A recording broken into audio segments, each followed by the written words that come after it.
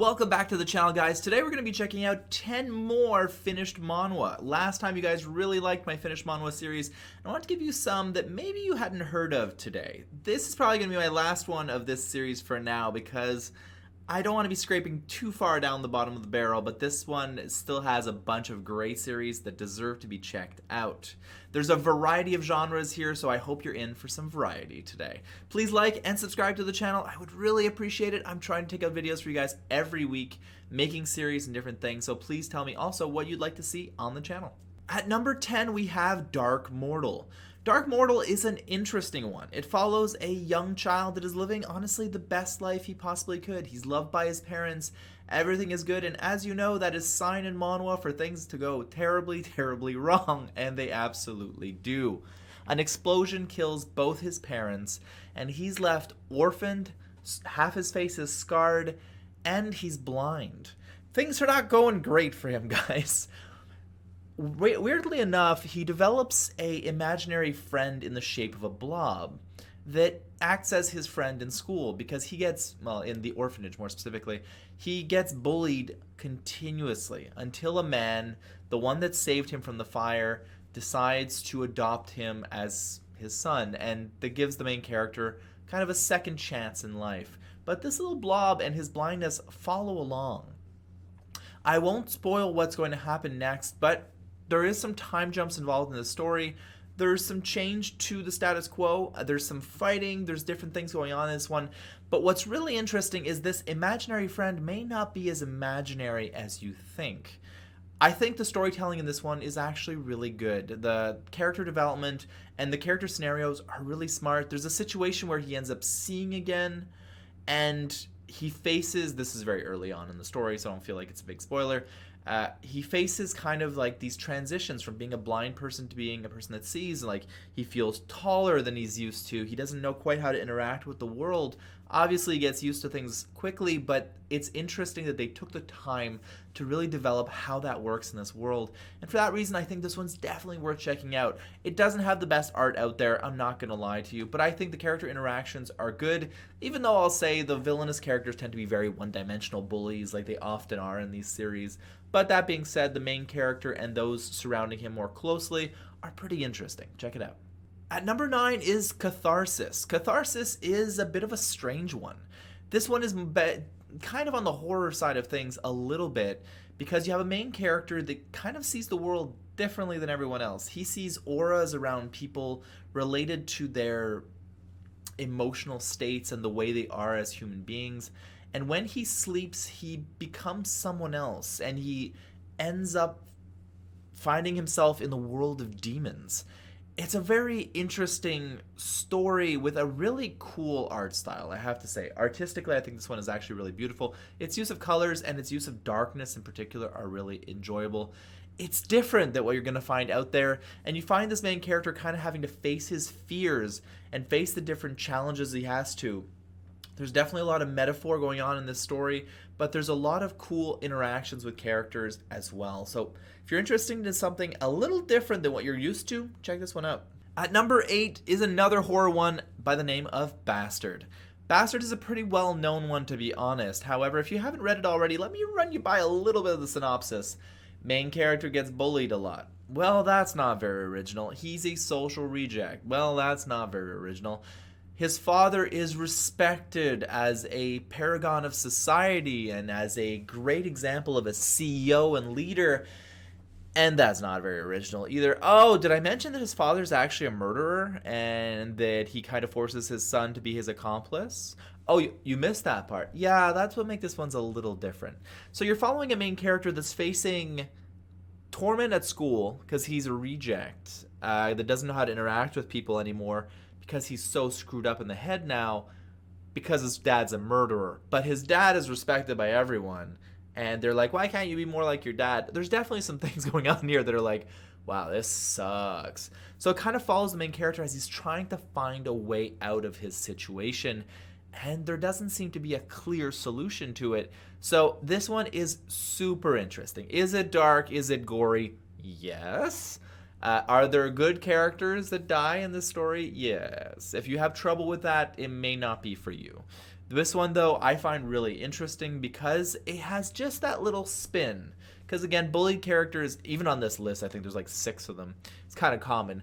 Are done a lot in Korean manhwa, but seeing something where the home life is actually the real problem is super interesting, I find. It's definitely different than the other stuff you're going to find out there right now.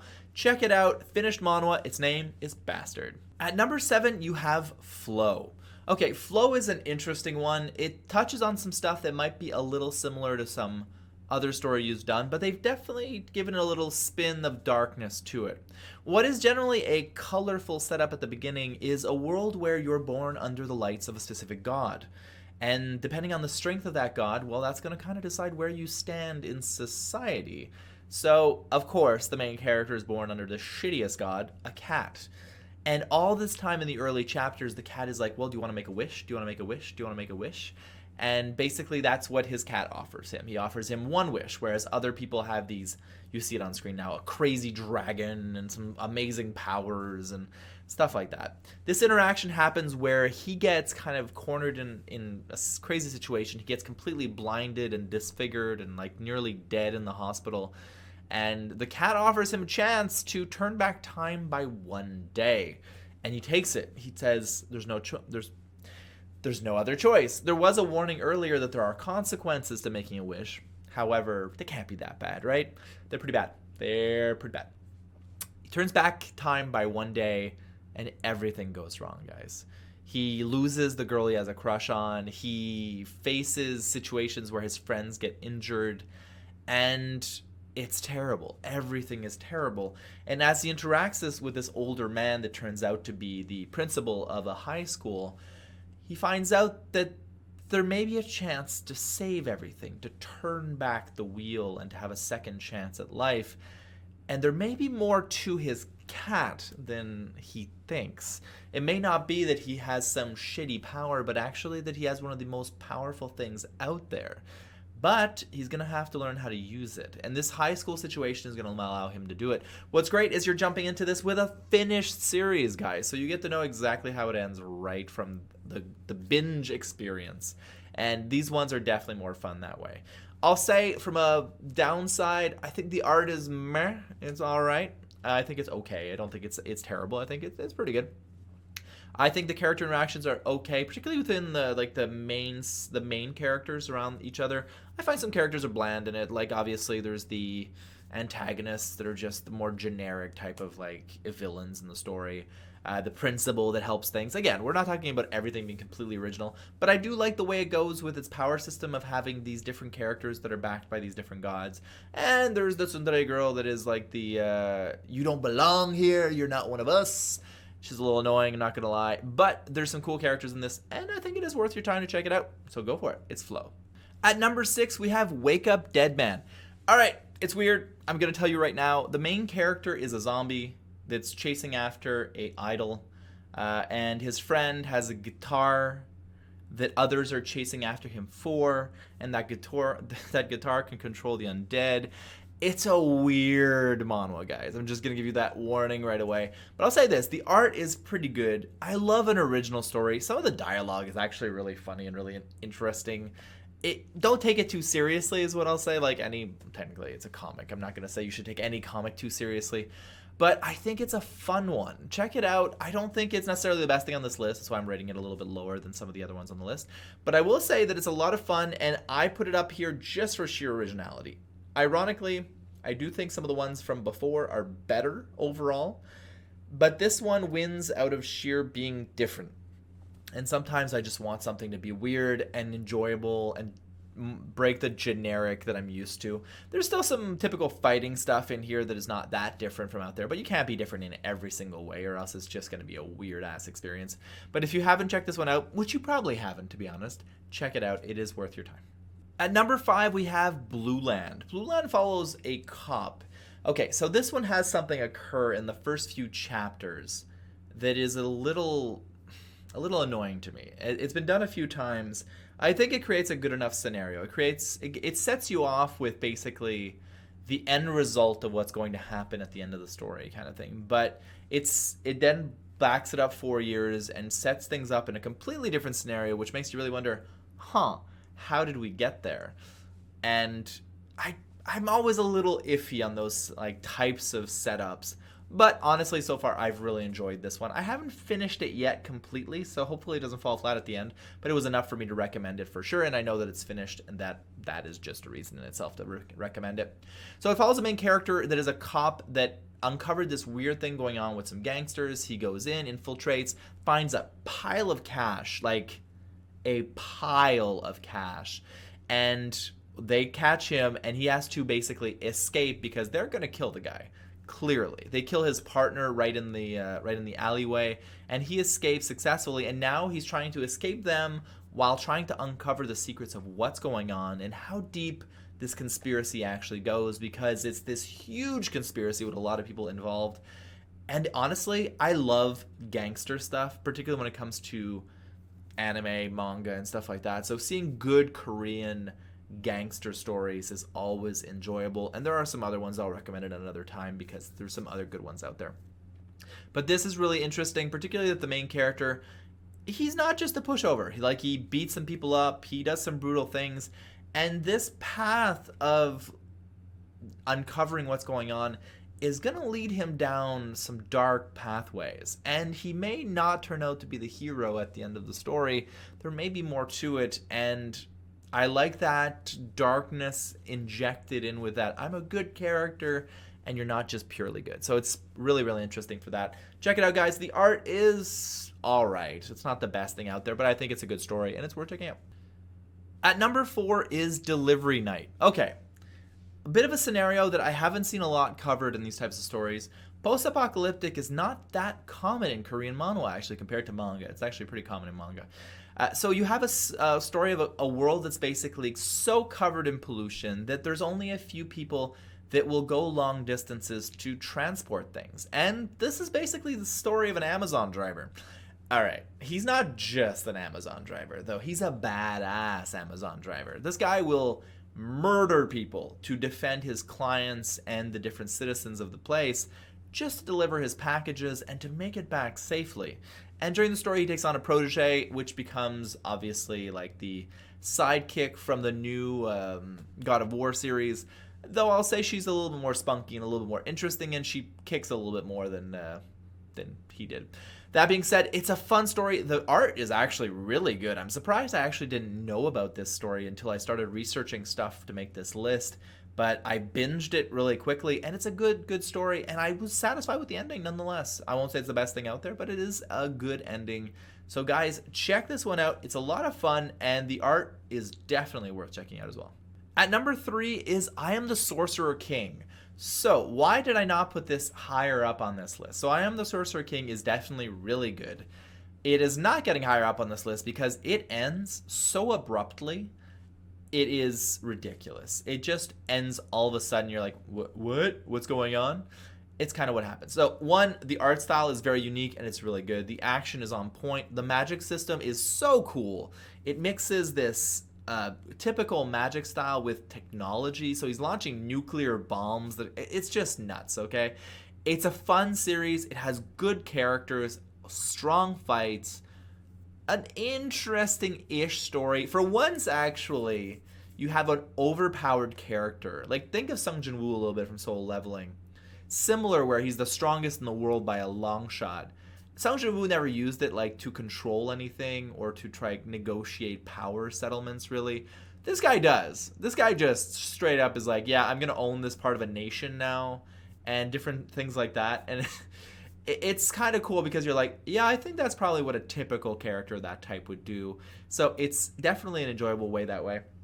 The character interactions, particularly since he is a mage that came from another world, reincarnated into the body of a boy, but it's actually him reincarnated. He has a mix of memories. His mother is still his mother. He cares for that person, but clearly he's a lot older. There's some history there as well. That being said, it's a fun series. I don't think from a storyline standpoint it's that crazy because it is a power scaling series. When I say power scaling, I talk almost, not quite, but Gurren Lagann levels of power scaling. Like how you get universes fighting universes at the end. It's not quite there, but you definitely go pretty far from a power scaling standpoint, and it's kind of ridiculous. But ridiculous in manhwa, in manga, in anime, it's a lot of fun, so who cares? At number 2 is Itaewon Class. So how do I put I Am the Sorcerer King number 3 and Itaewon Class at number 2? Itaewon Class is honestly phenomenal. If its art style was better, I would be even happier. But its art style is kind of mid, so it can't go higher. Honestly, if its art style was better, it would be on my other list of top 10. It would be higher up there. It is so good from a storytelling standpoint. It follows a main character that's transferring to a new school. His father's part of this big company, and they end up in this smaller town like that has like basically one class for their grade basically. And as he goes to his first day of school, he sees this pretentious asshole bullying a kid in class. And this pretentious asshole happens to be the son of his father's boss, and he stands up to the bully.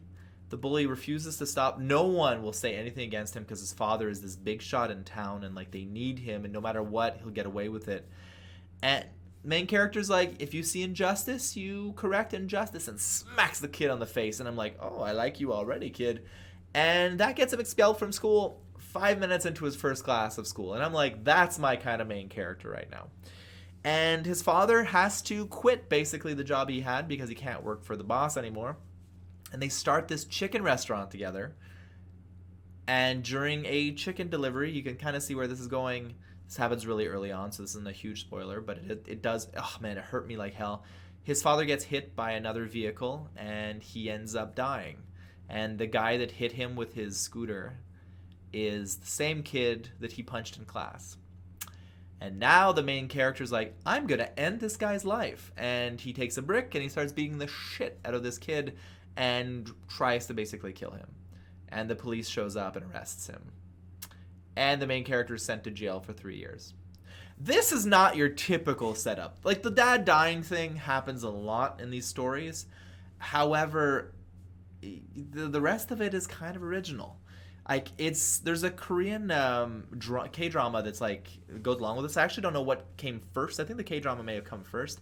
But the storytelling is so good. Because when he leaves jail, some of the characters that he made friends with, or a character he made friends with, are older now. 3 years older. They're in different situations. And he's going to get even on those that got him there, but he's going to do it by being successful. He opens a bar in a very popular place called Itaewon, which is the area there, which is full of nightlife and beauty and stuff like that. And he opens this bar that becomes this, like, central place for characters that are kind of lost their way to come together. And these character interactions and the amount of effort they put in succeeding together is so good, guys. The storytelling is on point, and where the story leads at the end is really good. I was actually really satisfied with the ending of this one. Guys, this is a masterpiece, might be a little bit of a stretch, but from a pure storytelling standpoint, and if you like a little bit more slice of life, it's not about fights every 2 seconds, is not what the story's about, but if you like good character interactions, good stories, a little bit of drama, this one is phenomenal. Check it out, guys. At number 1 is one that could have been on the other list if I had chosen to do that, and that is Her Summon. Her Summon was put in the comments by some other people as well. Thank you to you, sir. I may have forgotten it, but I won't think I would have put it in the top 10 anyway. I deeply dislike the main character of the story. However, it is beautiful. The art of this story is one of the better ones out there. It has a bit of a unique art style. Not quite as unique as I Am the Sorcerer King, but still really good art. I Am the Sorcerer King, I'm the Magic Emperor. No, Sorcerer King. I think that's the one. It's good.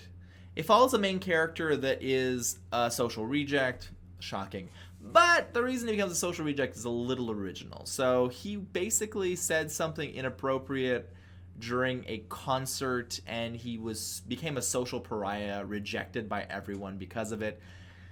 Yeah, he kind of deserved it, not gonna lie. He's a bit of a dick, not gonna lie. But the situations that this character is put in make him even worse. He's like this guy that's on chat rooms all the time, trying to isolate himself. He shuns his parents, pushes them aside. But he just so happens to be summoned to another world as basically a summoned monster. And he's ridiculously powerful without really being any reason why he's ridiculously powerful. Thing is, he is not the most desirable person to summon, and she is not the happiest that he is who he is, but she needs a powerful creature to save her ass. And in the future, she summons him sometimes, and he's like, she has to hesitate sometimes because she's like, oh, this guy's a bit of a shame. He does evolve as a character. He does become less bad as time goes on. It's still worth it. It's one that finished last year, so it's actually the one that finished most recently on this series, I think. It was popular with a lot of people, so you may already know about her summon because it's more of a popular manhwa. But it is worth checking out. I'll say it suffers from a little bit of the same thing as some other series that have less than desirable main characters. But he's not great. He's not great. That being said, the other characters around him, the summoner, the party that she's with and stuff like that, they're all really enjoyable. The action in this series is good. The monster design is on point. They're intimidating. They're gigantic. It's just nuts. And the visuals, particularly when you get later into the story, some of those panels are ridiculous. Like, the artist is just flexing on the page. So guys, if you like this kind of video, please like and subscribe to the channel. I hope you enjoyed this top 10 and you found at least a couple of things you're going to want to be reading, because I know making this list made me read a bunch of new stuff, and that for me is a huge win at the same time. Please leave a comment down below with other stuff you'd like me to cover on this channel, and with that, have yourself a great week.